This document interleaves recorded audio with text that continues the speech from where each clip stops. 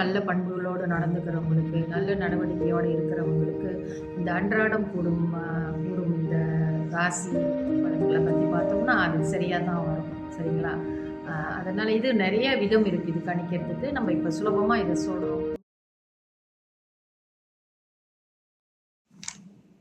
அனைவருக்கும் என் இனிய வணக்கங்கள். இன்றைய பஞ்சாங்கம் பார்ப்போம். இன்றைய தேதி 10ஆம் தேதி 8ஆம் மாதம் 2025 ஞாயிற்றுக்கிழமை, தமிழ் மாதம் ஆடி. இன்றைய சூரிய உதயம் 7:15க்கு, சூரியாஸ்தமனம் 7:21க்கு. இன்றைய திதி தேய்பிறை பிரதமை திதி இன்று மதியம் 2:40க்கு முடிவடைந்து துவிதியை ஆரம்பமாகும். இன்றைய நட்சத்திரம் அவிட்டம் நட்சத்திரம் இன்று மாலை 4:23க்கு முடிவடைந்து சதயம் ஆரம்பமாகும். இன்றைய யோகம் முதலில் மரண யோகம், பிறகு சித்த யோகமாக வருகிறது. நல்ல நேரம் காலை 8:15 11:16 வரை. அதன் பிறகு மத்தியான வேளையில் 3:19 4:19 வரை. ராகு கால நேரம் 5:50 மாலை வேளையில் 7:21 வரை. யமகண்ட நேரம் மதியம் 3:18 2:48 வரை. இன்றைய கூலிகன் மாலை 4:19 5:50 வரை. சந்திராஸ்தம ராசி மிதுன ராசி அன்பர்களுக்கு இன்று அதிகாலையிலே சந்திராஸ்தமம் 4:41க்கு முடிவடைந்து அதே வேளையில் கடகராசி அன்பர்களுக்கு ஆரம்பமாகி விட்டது.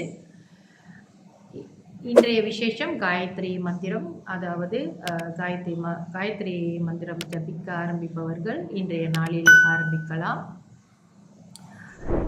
மற்றொரு விஷயம் என்னவென்றால், நம்ம இந்த பஞ்சாங்கம் சொல்வதில் சில நல்ல விஷயங்களும் நம்ம சேர்த்து சொல்லணும்னு இருக்கோம். அதனால் வர ராசி, அதாவது எல்லா ராசிகளுக்கும் இன்றைய நாள் எப்படி இருக்கும் என்பதை பற்றியெல்லாம் கொஞ்சம் விவரமாக கூற வேண்டும் என்பது எங்களுடைய எண்ணம். ஏன்னா இந்த பஞ்சாங்கம் பார்ப்பவர்களுக்கு இது ஒரு பெரிய நல்ல விஷயமாக இருக்கும். நல்லவைகளை நன்றாக செய்து கொள்வதற்காகத்தான் நாம் இதெல்லாம் செய்து கொண்டு வருகிறோம். அதனால் இந்த பதிவை முழுமையாக கேளுங்க. கடைசி வரைக்கும் கேட்டு முடிஞ்சாதான் உங்களுக்கு அதோட பலன் உங்களுக்கு என்னன்னு தெரியும். ஏன்னா பாதியில் சில பேர் கேட்டுட்டு புரியாமல் சில கேள்விகளை கேட்குறாங்க. நான் இப்போ அன்றாடம் நடக்கிற ராசிகளுக்குள்ள பலன்களையும் சொல்லலாம், இதில் சேர்த்துக்கொள்ளலாம் என்று இருக்கிறேன்.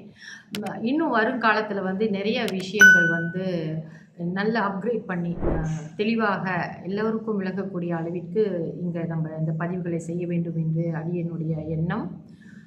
அது நான் நிறைய விஷயங்களை இப்போ இதில் கால்குலேஷன் செய்கிறதுக்கு எல்லாத்துக்கும் நான் எப்படி நம்ம கொண்டு போய் சேர்க்குறது நம்ம மக்கள்கிட்ட அப்படின்ட்டு, இந்த பஞ்சாங்கத்துடைய மகிமையை எப்படி நம்ம கொண்டு போய் சேர்க்கலாம், இந்த பஞ்சாங்கம் பார்ப்பதனால் நமக்கு கிடைக்கக்கூடிய நன்மைகள் எப்படியெல்லாம் இருக்கும் அப்படி என்பதை சொல்வதற்காகத்தான், தெரிவிப்பதற்காகத்தான் இந்த பதிவுகளை நான் பதிவேற்றம் செய்து கொண்டிருக்கிறேன். தயவுசெய்து இந்த பஞ்சாங்கத்தை, இந்த பதிவை நீங்கள் முழுமையாக பார்ப்பது தான் எல்லோருக்கும் நல்லது.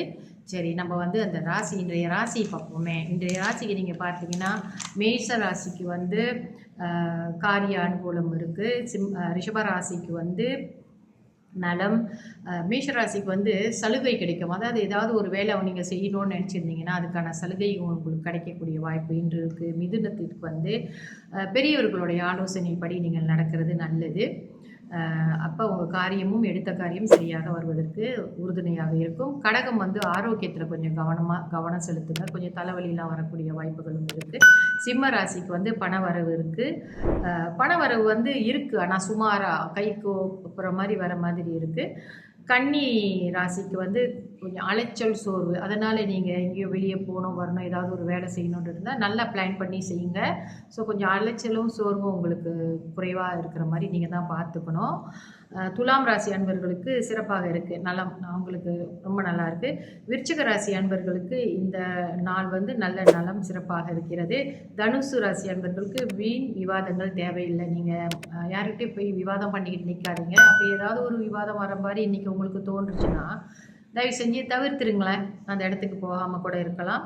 மகர ராசி அன்பர்களுக்கு இன்று அவங்க இதையே குறித்து ஒரு பிரார்த்தனை செய்தார்கள் என்றால் அவர்களுக்கு அது சுலபமாக முடியக்கூடிய வாய்ப்புகளுக்கு பிரார்த்தனை அவர்களுக்கு பலித்ததாக இருக்கும்.